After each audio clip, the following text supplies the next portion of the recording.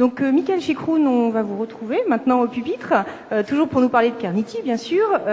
Donc, de manière peut-être un petit peu plus précise, Kernity, c'est une société qui a été créée en 2011 et qui permet aux patients, comme vous l'avez très justement expliqué lors de la table ronde, et à leurs proches aussi, puisque les aidants sont impliqués, de partager leur expérience, de suivre l'évolution de leur santé et de contribuer à la recherche médicale à travers des enquêtes en ligne.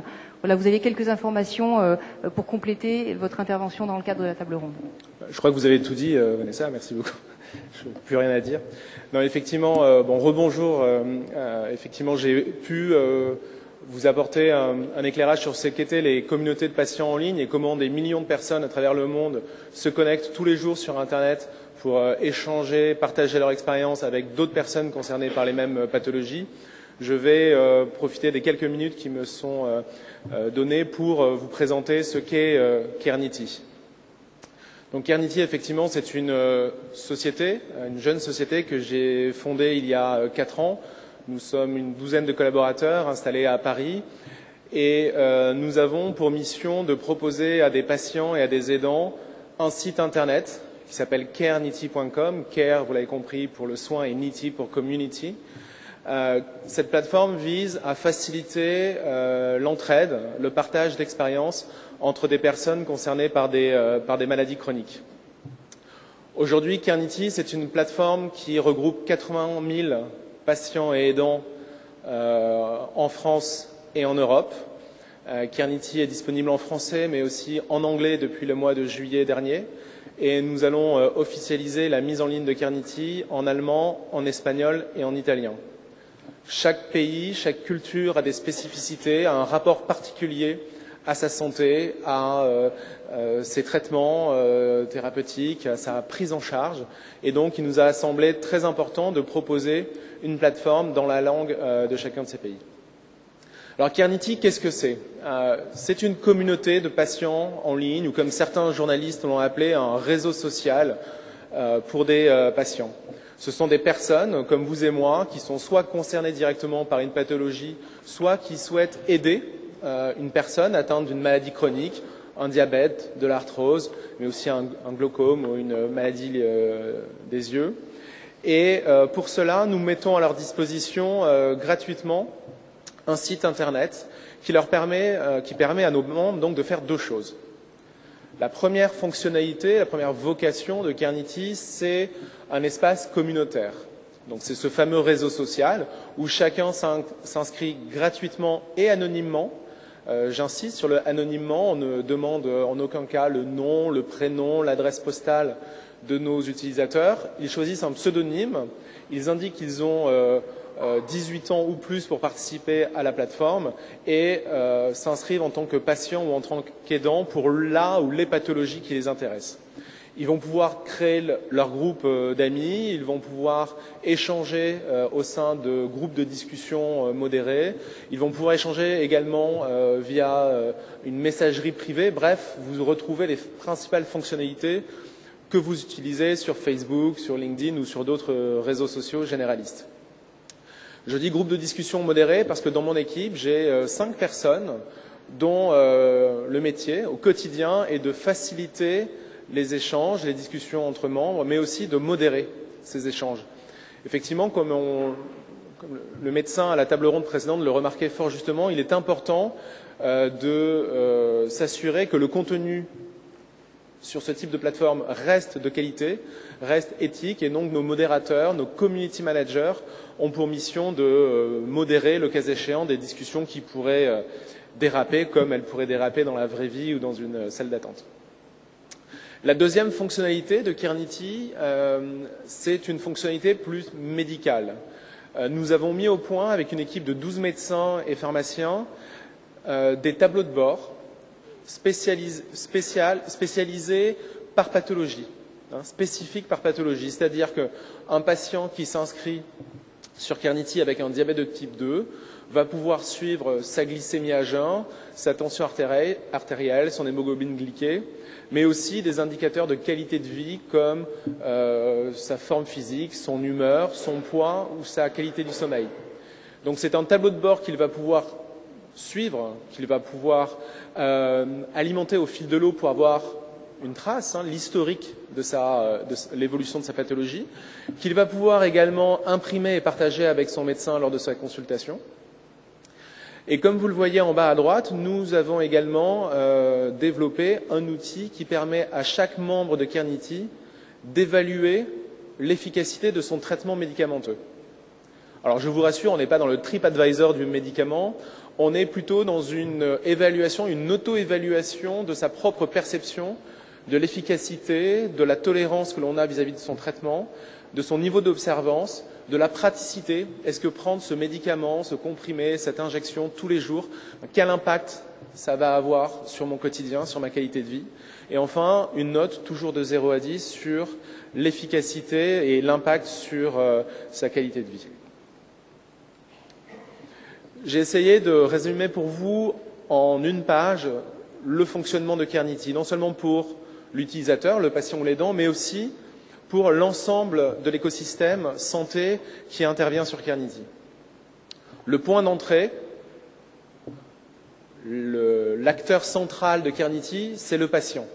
C'est le patient ou c'est l'aidant qui, comme souvent, comme 90% des Français, lorsqu'il se pose une question sur sa santé, sur sa maladie, sur son traitement, va sur Internet. Et que fait-il sur Internet? Essentiellement sur Google pour rechercher une information sur sa maladie ou son traitement. Donc nous avons fait en sorte, de par notre contenu, de par notre visibilité, d'être présents, d'être bien référencés sur Google notamment, pour permettre aux patients qui le souhaitent de rejoindre gratuitement et anonymement la communauté Carinity, avec pour promesse de participer à un réseau social, à une communauté de patients en ligne.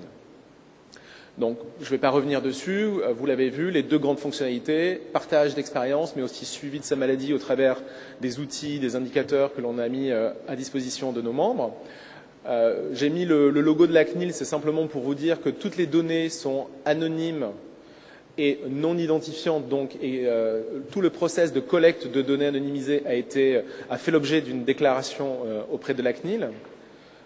Notre métier chez Carinity, c'est de sonder, d'interroger les patients sur leur pathologie.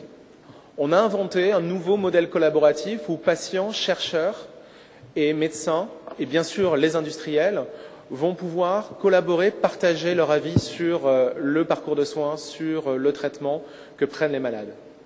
C'est pour ça que dans ce cercle que nous avons représenté sur cette slide, vous voyez notre modèle économique qui est de la collecte et de l'analyse et traitement de données que nous faisons en interne avec nos propres équipes d'analystes et de statisticiens pour produire des études auprès des patients en conditions de vie réelle. L'idée, c'est de partir du constat que le patient a énormément de choses à dire aux médecins, aux chercheurs, mais aussi à la personne en charge de fabriquer le traitement ou le service médical qu'il consomme. Et donc, au travers de Carinity, nous avons un modèle qui permet de mettre en place des enquêtes, des études en ligne auprès de nos patients pour comprendre auprès des premiers intéressés, sans aucun filtre, quel est l'avis, quel est l'usage, quelles sont les attentes des patients en conditions de vie réelle. Donc ces études, nous ne les réalisons pas seuls, nous les réalisons avec des experts, des médecins, des chercheurs. Ces études font l'objet le plus souvent de publications dans des revues scientifiques à comité de lecture, mais aussi dans des congrès, des conventions. Nous travaillons avec les agences de santé pour valider justement la représentativité et la robustesse de nos données. Et ces études sont commercialisées auprès des industriels, des sociétés d'études, mais aussi auprès des chercheurs et des universitaires qui font appel de plus en plus souvent à nos cohortes, à nos panels de patients pour leurs propres exercices de recherche. Et pourquoi ce cercle, que je l'espère est vertueux? C'est parce que le patient qui accepte de partager son expérience, de répondre de manière anonyme à nos enquêtes, nous partageons systématiquement les résultats de ces enquêtes avec lui. Le patient est intégré dans cet effort de recherche. Les réseaux sociaux, les nouvelles technologies ont permis l'émergence d'un nouveau modèle collaboratif où patients, chercheurs et industriels font partie du même effort de recherche autour de la maladie et autour des attentes des patients. Je passerai rapidement sur le type d'études que nous réalisons pour pour nos partenaires, pour nos clients. Retenez simplement que Carenity, avec nos 80 000 patients qui sont informés du modèle, évidemment, informés, qui seront sollicités par les enquêtes, nous proposons donc à nos clients, à nos partenaires, des enquêtes, soit des enquêtes ad hoc, pour comprendre à l'instant T les besoins, les usages et les comportements des patients.